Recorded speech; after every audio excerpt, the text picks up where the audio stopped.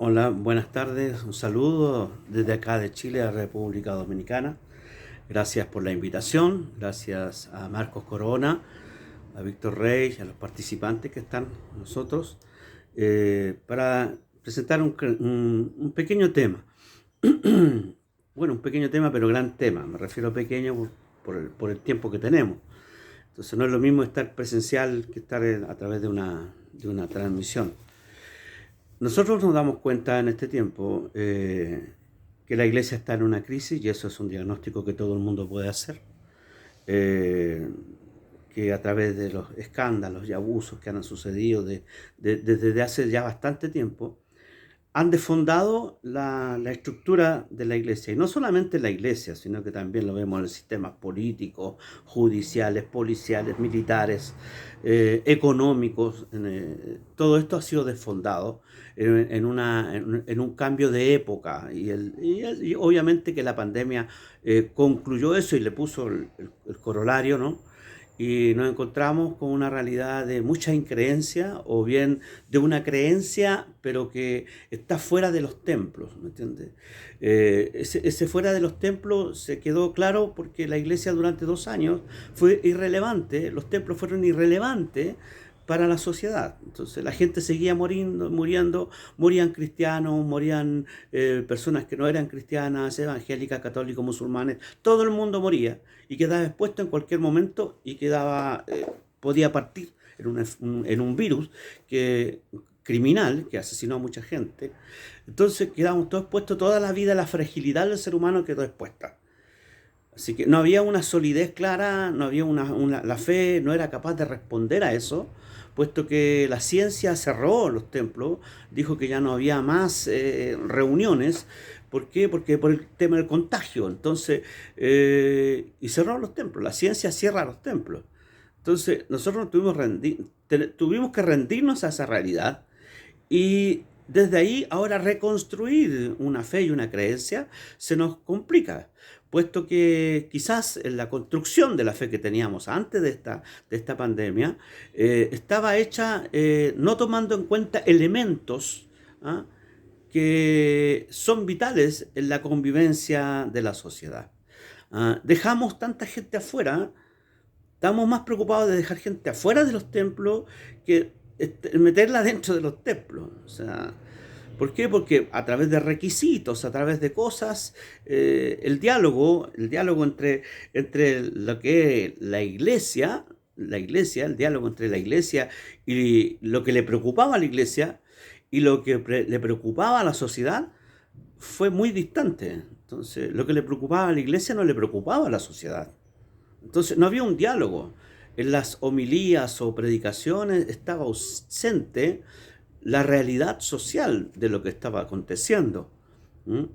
Entonces queda esa sensación. Se le dio una inmunidad a las personas que eran hijos de Dios, ¿ah?, que no era tal, porque murieron muchos cristianos, mucha gente. ¿Ah? A pesar de las oraciones, murió igual. Se le dio una inmunidad que no está atestiguada en el texto bíblico, no está dentro del diálogo. ¿Ah? Y el diálogo debe ser entre la fe, entre el Evangelio y la comunidad, y no entre el Evangelio y la religión. Entonces nos encontramos que este análisis ya lo han hecho muchos teólogos, muchas personas, de que la religión aplasta al Evangelio, ¿no? Bueno, de hecho la religión, como decía José María Castillo, la religión mató a Jesús. ¿No? No fueron los políticos, no fueron personas militares, sino que la religión fue la que mató a Jesús. Y la religión, de un modo u otro, te fue matando el evangelio de Jesús. Entonces, al querer matar el evangelio de Jesús, o al tratar de aplastar el evangelio de Jesús, alejó a la gente, ¿ah?, de la misma religión, entendiendo que la religión era el evangelio. ¿Mm? Y no es así. El centro de lo religioso está en el ser mismo de la persona.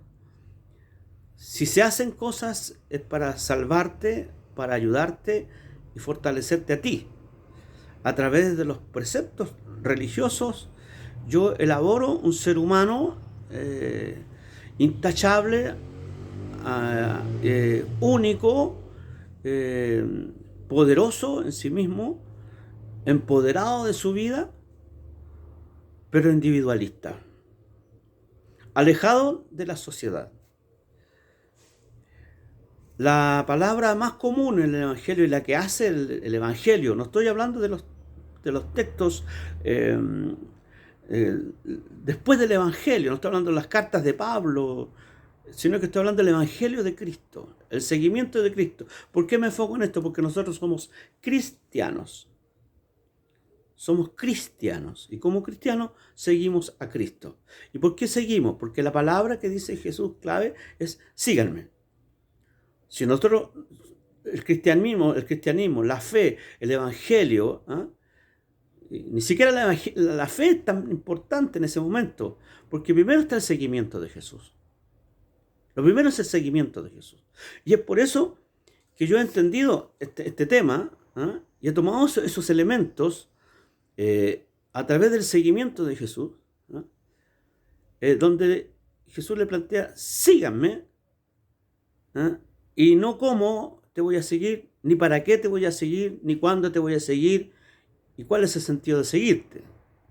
Incluso el llamamiento más fuerte, lo explicaba el otro día en mi comunidad, cuando cualquiera que tenga cosas más importantes que hacer que el seguimiento, hágala, pero no siga a Jesús.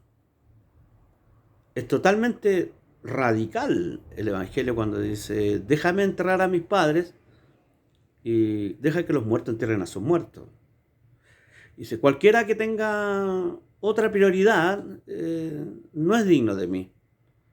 Más que el dinero, el joven rico marcando todos los preceptos religiosos, porque él dice, yo he cumplido todas estas cosas desde pequeño. Cuando le pregunta, Señor maestro, ¿qué he de hacer para ser mejor persona? Entonces le dice, no, cumple los mandamientos. Entonces esto yo lo he hecho desde niño. Entonces, y le dice, bueno, despójate de todo lo que adoras o amas y sígueme. No fue capaz. Entonces, la clave parece que está en el seguimiento de Jesús. Yo sigo a Jesús sin preguntar ni para qué, ni cómo, ni cuándo, ni dónde, sino que yo sigo a Jesús. El resto viene después, al parecer.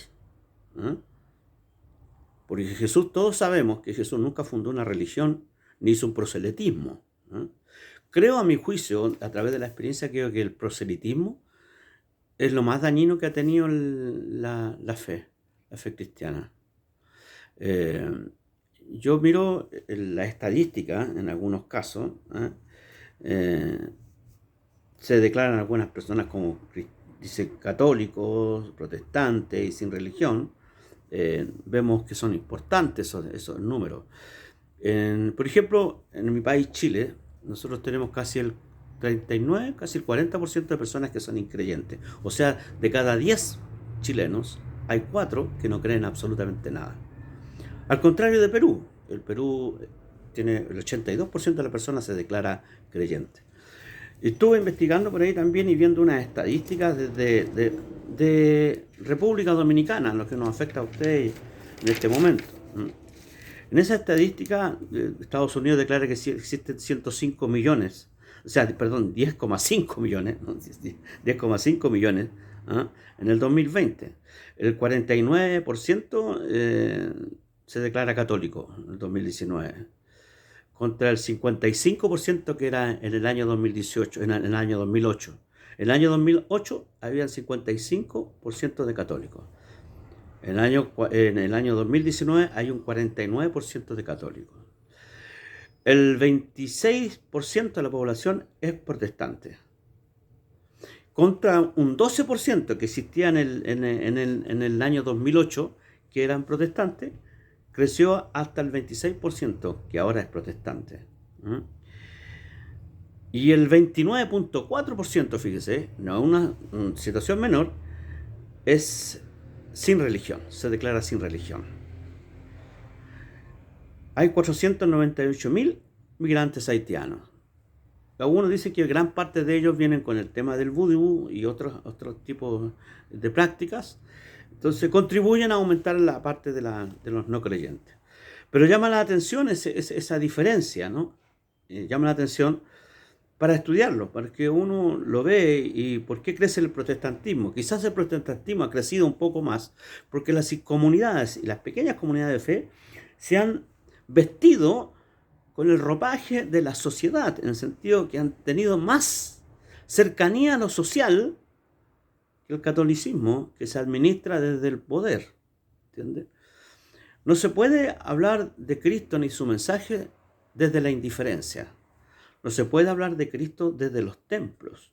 No se puede hablar de Cristo desde la falta de interés por la necesidad del otro. En el Evangelio los últimos serán los primeros, y eso está claro. Pero eso sabemos que lo tenemos claro en el Evangelio, pero no está en la práctica. Es por eso que comparto estos videos con personas que no son de la iglesia, pero sí son de la iglesia. ¿Entiendes? No son de la iglesia confesantes o confesionales, pero sí hacen una labor que la iglesia debe hacer. Tanto en la drogadicción, tanto en la salud de los niños y el cuidado de los niños en riesgo social, y tanto también en la sociedad, en la salud de las personas, a través de la música, del baile y la actividad física. ¿Y por qué? Yo podría explicar mucho sobre la actividad física, por lo importante que es. Yo no soy una persona musculosa ni mucho menos, pero sí entiendo que por lo que ve, yo no voy a hacer eso. Yo no voy a hacer, se ve a la luz que yo no voy a hacer eso. Pero sí hay personas que lo hacen. Y esas personas merecen un espacio para que se haga esa labor, que es la labor de Cristo. Porque si hay una labor de Cristo, que el ministerio de Cristo era integral, era primero la salud, tanto física y mental, ¿no? Y también el estado anímico de las personas era preocupante para Jesús, ¿no? También las necesidades básicas de la comida, la necesidad básica de tener los recursos básicos para poder subsistir. Entonces no podemos hablar de Jesús si no hablamos desde esa perspectiva, desde la comunidad, de las necesidades del otro. Y cuando nosotros nos encerramos en los templos antes de la pandemia, y como decíamos, no fue relevante para la comunidad, porque estábamos más preocupados de dejar gente más afuera de los templos que adentro de los templos. En ese proselitismo ciego que teníamos, que tenía que rendir ciertos requisitos, parámetros, nos olvidamos de que dentro de la gente hay gente que desea hacer cosas, que quiere seguir a Cristo, pero no como usted quiere o como yo quiero, sino como ellos pretenden seguir a Cristo. No es mi función ni su función darles requisitos para que ellos puedan seguir a Cristo. El requisito mayor es que tienen que dejar cosas en pos de las demás personas. Porque si la religión centra la vida en nosotros mismos, en el individualismo, en mi santidad, en mi pulcritud, en mis ritos, el Evangelio centra la vida en los demás, en los otros, en los externos, en los que están afuera. Entonces, yo conversaba hace poco con mi señora, decíamos, si la iglesia no hace eso, las piedras hablan, ¿no? No estoy diciendo que las personas que están ahí son piedras, pero quiere decir, desde mi punto de vista, de entendimiento, de mi intuición, de que el Evangelio va a brotar de tal manera que puede venir de afuera o de dentro de los templos. Es lo maravilloso de eso. Lo maravilloso de lo que estamos viviendo. Porque el plan de Dios y el reino de Dios nos sobrepasa la religión, sobrepasa los dogmas que nosotros tenemos. El plan de Dios es superior, es el amor, la vida y el goce para el ser humano. Dios envía a su Hijo y Jesús murió por eso. Hasta ahora nosotros debemos sumarnos al trabajo. ¿Y cómo nos sumamos? Incluyendo personas que a lo mejor están en la sociedad, y que no se sienten parte de una estructura religiosa, pero sí se sienten parte del amor de Dios. Ellos se asumen como que Dios los quiere, aunque en el fondo ellos mismos no se quieran. Pero eso es otro proceso. Es un proceso ya que la iglesia irá haciendo a través de la entrega, a través de la preocupación y la no indiferencia hacia las problemáticas sociales, ¿ah?, para hacerse cargo de ello. Luego, cuando ellos asistan al templo, si que quieren, recibirán una instrucción teológica liberal, en el sentido de que ellos podrán vivir la vida, ¿ah?, vivir la vida, disfrutar del amor, ¿ah?, y de la vida buena. Ese es el predicamento del Evangelio de Jesús, no es otro. Al contrario de la religión, que pretende aplastar el Evangelio de Cristo, está centrado en sí mismo. Por eso en estos momentos nosotros tenemos que tomar esos señales, que nos dicen que la gente necesita de Cristo, pero ya no la necesita solamente de los templos.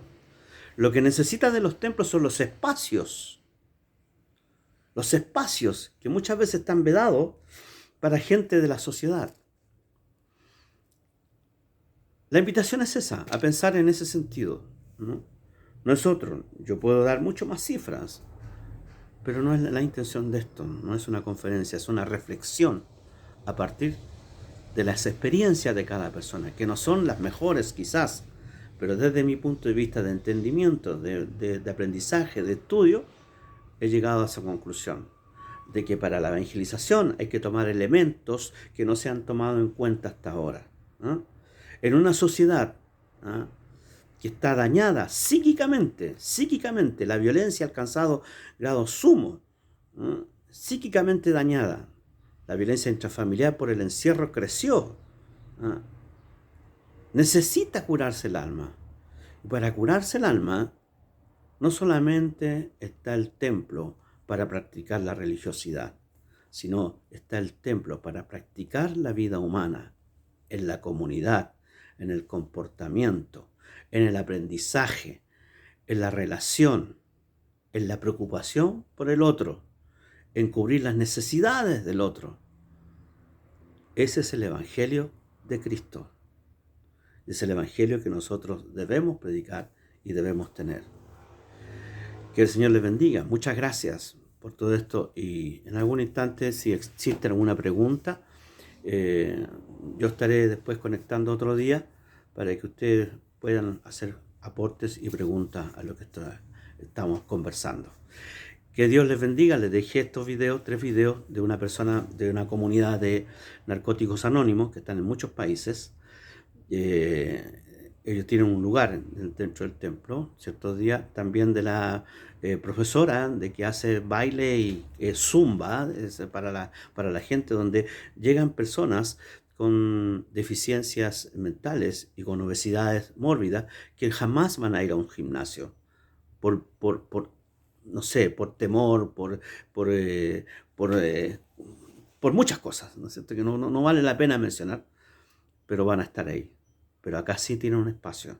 Tiene espacio la dueña de casa, ¿ah?, que no tiene la mejor calza o la mejor vestimenta, ¿ah?, pero está ese espacio para ella.